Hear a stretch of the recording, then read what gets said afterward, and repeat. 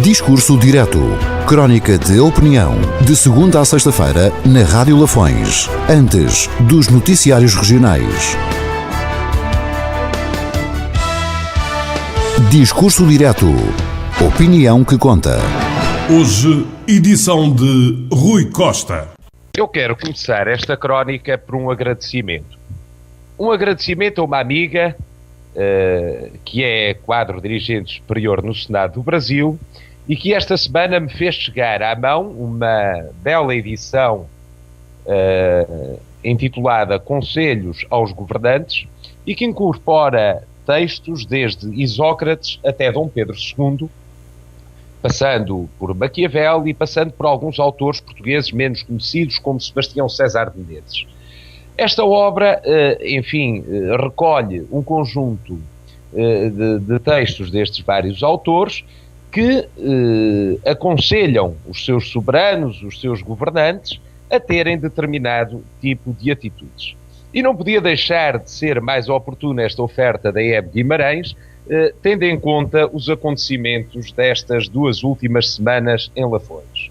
Por isso, não deixo de partilhar convosco um excerto de um texto de Sebastião César de Menezes, oferecido a Dom Teodósio, que era o filho mais velho de Dom João IV e que poderia ter sido rei de Portugal, não morresse antes de seu pai. E reza o texto assim: Dom Afonso, o sábio, disse que o príncipe havia de falar manso e pouco, porque muitas palavras desautorizavam a majestade e as vozes a descompunham.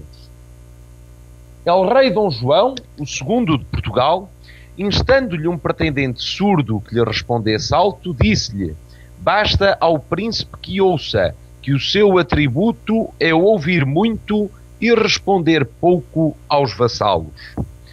Nada de mais oportuno para os protagonistas da nossa vida política local, aos quais, aliás, me disponho a emprestar esta magnífica edição, se a entenderem necessária para o exercício das suas funções autárquicas.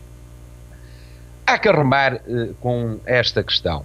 As declarações prestadas pelo Sr. Presidente e pelo Sr. Vice-Presidente, desagradáveis, absolutamente dispensáveis num quadro democrático, mas também reveladoras, não devem ser agora o centro da ação política e do comentário político em São Pedro Sul.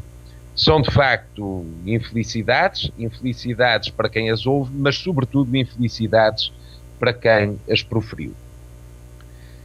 A respeito de prestação de contas da atividade municipal, eu sempre diria que a prestação de contas deve ser feita num cenário temporal mais alargado. E seria talvez interessante fazermos uma análise dos vários mandatos, comparando com as estatísticas que nos são fornecidas pelos censos, e perceber quem é que esteve associado a perdas populacionais, perceber quem esteve associado a perdas populacionais superiores à média dos concelhos circundantes, fazer uma avaliação das políticas que se seguiram e perceber porque é que não se inverteu as perdas populacionais e a desertificação do nosso concelho e de algumas freguesias. É evidente que é algo que dá trabalho.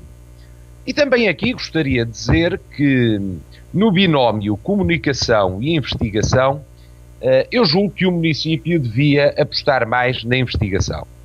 E julgo que o município devia promover estudos estatísticos para perceber realmente quais são as grandes tendências populacionais, as grandes tendências do investimento privado, natural e público, claro está, e fazer um juízo crítico das políticas que vêm sendo seguidas.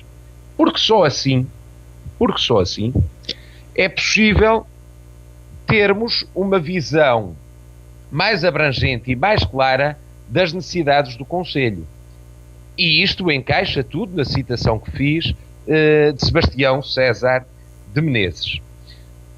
É importante também investir na investigação, no adquirir de conhecimento, no know-how nas áreas que nos são mais caras ao Conselho. Eu já me referi a isto há 15 dias.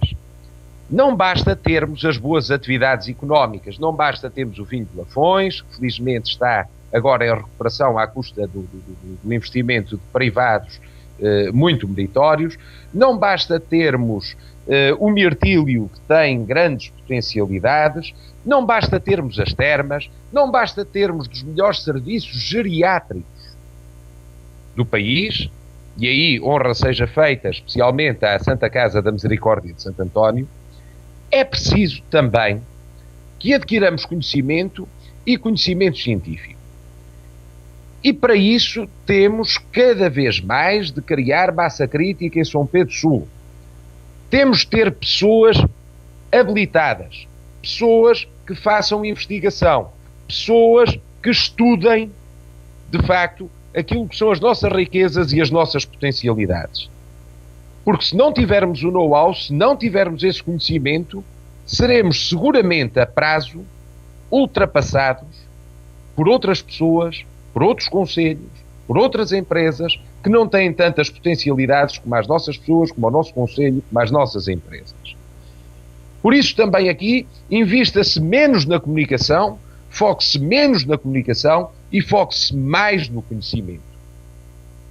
É esse um dos caminhos de futuro para São Pedro Sul.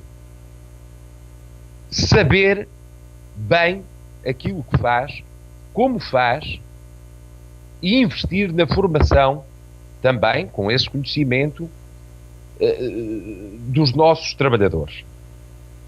Enquanto isso não for feito, continuaremos a encomendar os cosméticos a empresas ou universidades que nada têm a ver com São Pedro Sul, continuaremos a encomendar a direção clínica das nossas termas a pessoas que não têm nada a ver com São Pedro Sul, continuaremos, enfim, a recorrer a recursos humanos que não são de São Pedro Sul e que não se fixam em São Pedro Sul.